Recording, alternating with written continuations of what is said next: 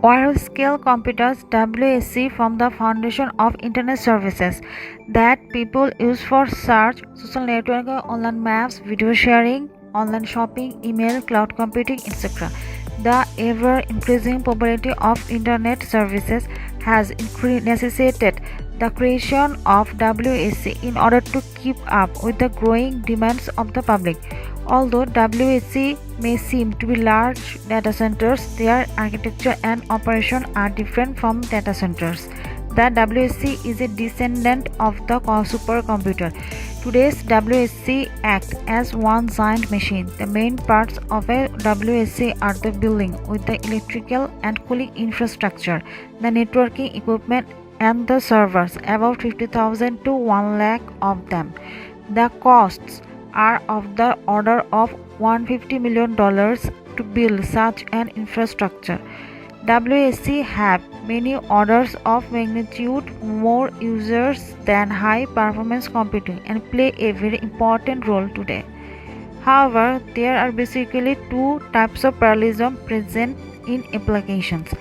They are data level parallelism (DLP), as there are many data items that can be operated in parallel, and task level parallelism (TLP) that arises because tasks of work are created that can operate independently and in parallel. Computer systems exploit the DLP and TLP exhibited by application in four major ways. Instruction level parallelism (ILP) exploits DLP at modest level using the help of compilers with ideas like pipelining, dynamic scheduling, and speculative execution. Vector architectures and GPUs exploit DLP. Thread-level parallelism exploits either DLP or TLP in a tightly coupled hardware model that allows for interaction among threads. Request-level parallelism (RPL) exploits parallelism among largely decoupled tasks specified by the programmer or the OS. WareHouse scale computers basically exploit request-level parallelism and data-level parallelism. Unique features of WareHouse scale are ample parallelism, scale, and opportunities operational. Now the question can come, why WareHouse scale computers? Why not typical data centers? Why not high performance computing?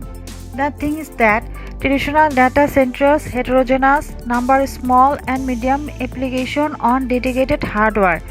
HPC clusters more special purpose and batch centric. On the other hand, WSC differs significantly from traditional data centers.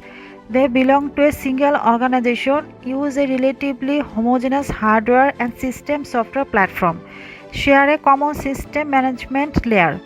Often, much of the application middleware and system software is built in-house compared to the predominance of third-party software running in conventional data centers.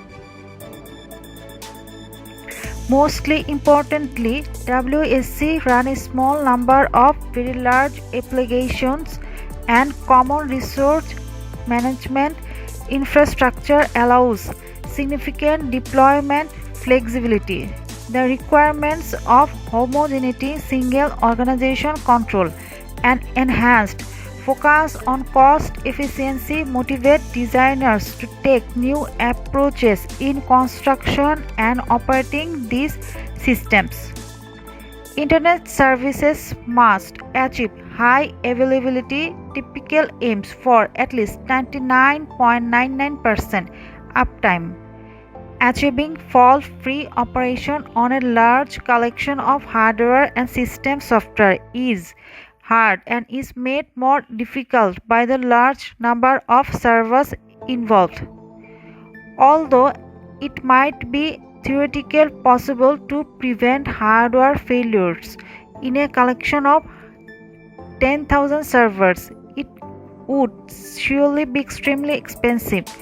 Consequently, WSC workloads must be designed to gracefully tolerate large number of component faults with little or no impact on service level performance and availability. The hardware implementation of a WSC will differ significantly from one installation to the next. Even within a single organization such as Google, system deployed in different years use different basic elements, reflecting the hardware improvements provided by the industry. This graph is illustration of power versus server utilization. Server power uses as load varies ideal to 100%. WSC uses half peak power when idle. WSC uses 2/3 peak power when 10% utilized. Most servers in WSC utilize 10% to 50%.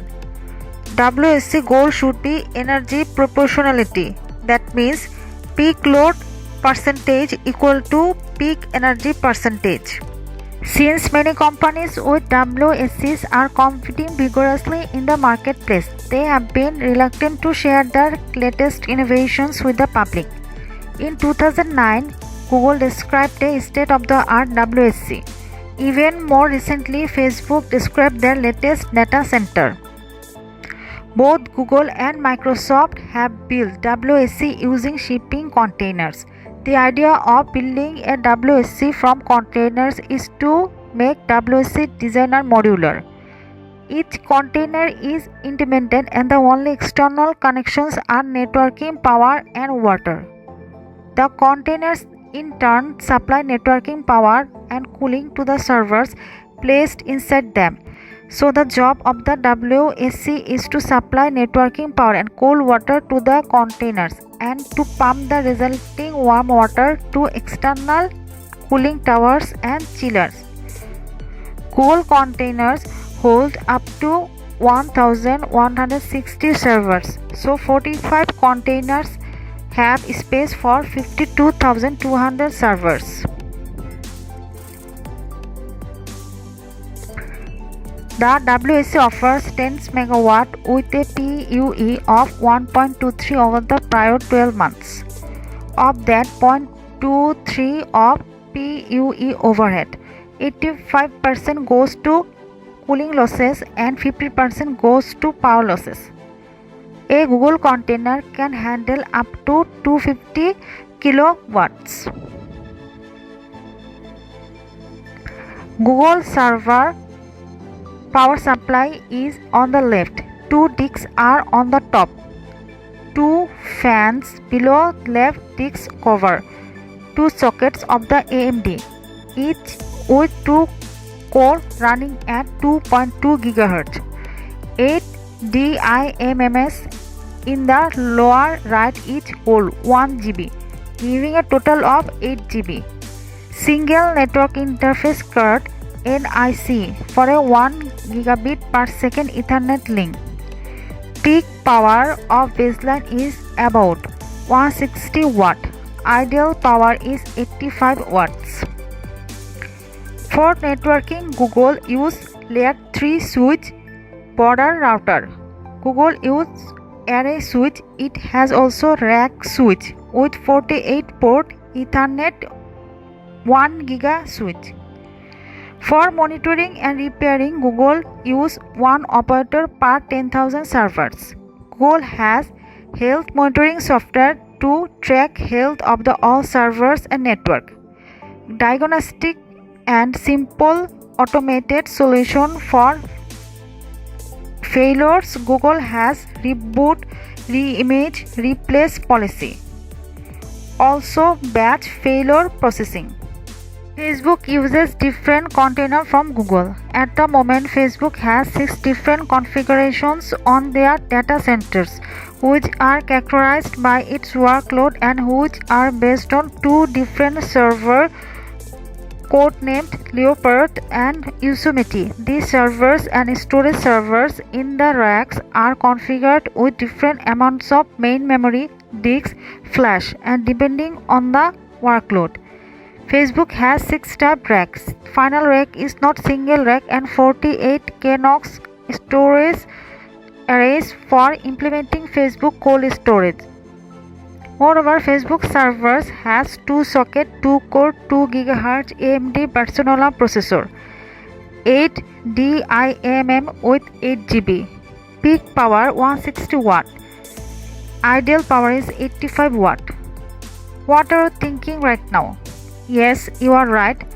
These are as same like Google servers.